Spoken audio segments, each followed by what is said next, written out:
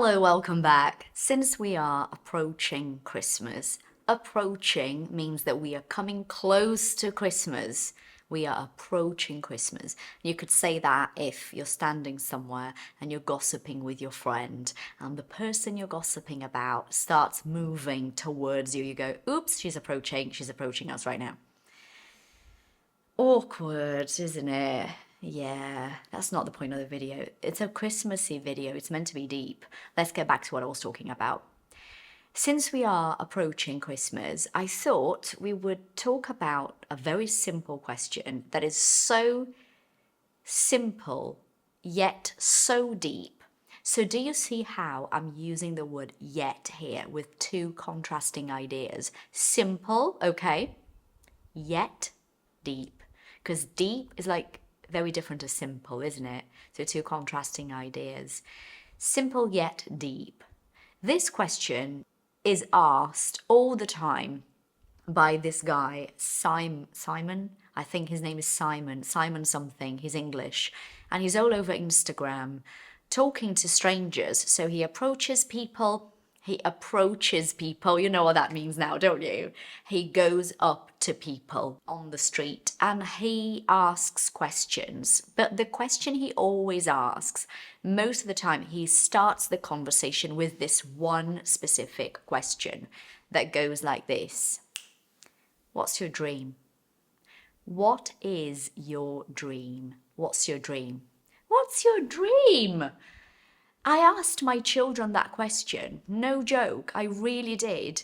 I went up to my daughter and said to her, Naomi, what's your dream?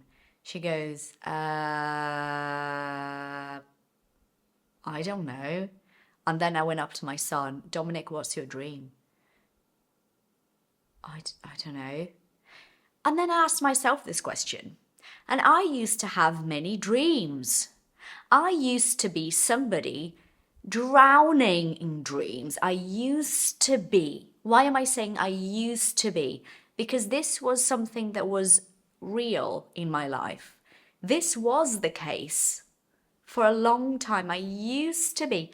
This indicates that I was and I no longer am. A change, right? A big change.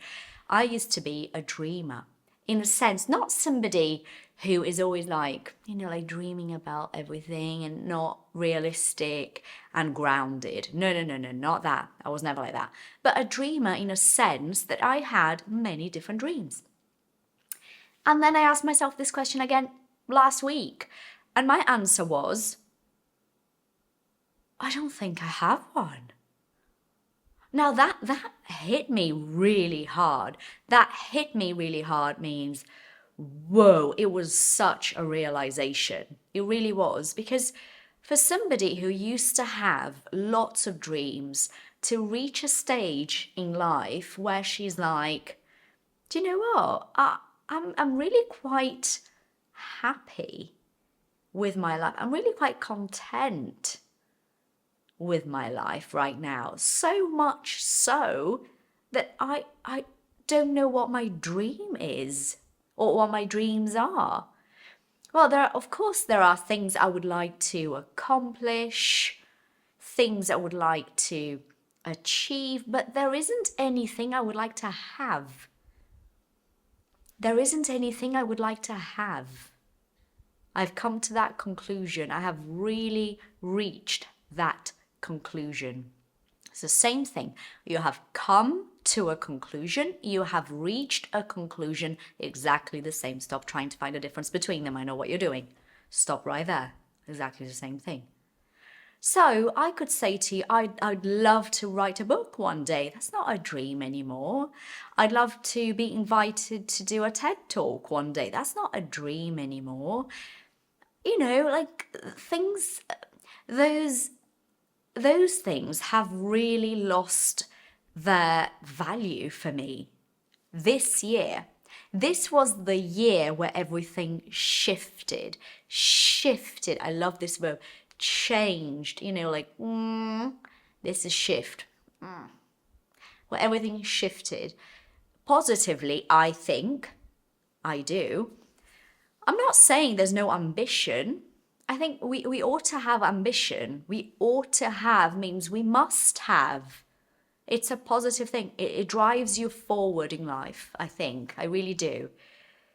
But I don't have things I sit there and think about and dream about in a sense that they feel so distant to my reality that I see them as a dream. That is the difference, isn't it? When something is a dream, they are so far away that you sit there and you imagine that particular thing coming true and it feels unreal. It feels unreachable. Unreachable. You cannot reach it. That's the feeling. Whereas ambition, it's like, okay, I need to get myself some tools. I need to organize myself, and then I'll be able to get to this whatever destination I'm aiming at. So that's more like ambition. See what I mean? So that has happened to me this year, this big, massive, huge shift. I'm not quite sure why, but this year was the year in terms of emotional growth. It really was. What about you? How do you feel about dreams? Do you have a dream? What is your dream? Did you used to have a dream and now you no longer have one? What happened there? Why do you not have that dream anymore? Is it because you've given up on your dream? Whoa, I told you we were going to go deep. Is it because you've given up on your dream? So your dream seemed so unreachable that you were like, do you know what? It's not going to happen, is it? I'm just going to stop thinking about this. I'm going to give up on it. That's giving up on a dream. Or you have grown and you have changed and you have somehow drifted away from that dream as a natural organic process of life. So what is it that happened to you in your dream? Think about it. What about ambition? Do you have ambition? Where do you see yourself in life? Where would you like to get? What would you like to be able to do? What would you like to have maybe? Why not?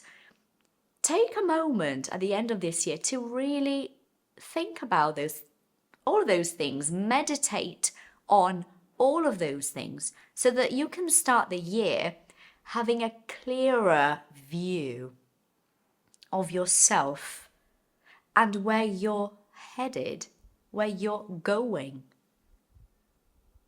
right? The only way to know, guys, the only way to know where we're going is to stop and think about where we have been and where we are. That way we can gain a very clear sense of identity. Who am I at this very stage of my life? Because you're not expecting to be the same person throughout your whole life, are you? Throughout, such a big word. It just means during. You're not, like, really, you're not expecting to be the same person throughout your whole life. You're not going to be. You're not going to be the same person, I hope.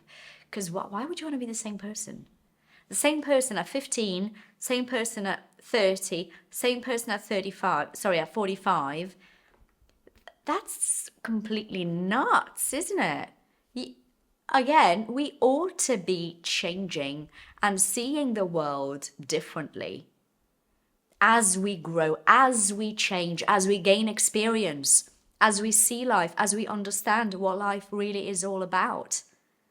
So, where is it that you see yourself going? What kind of movement are you making to be able to reach that goal?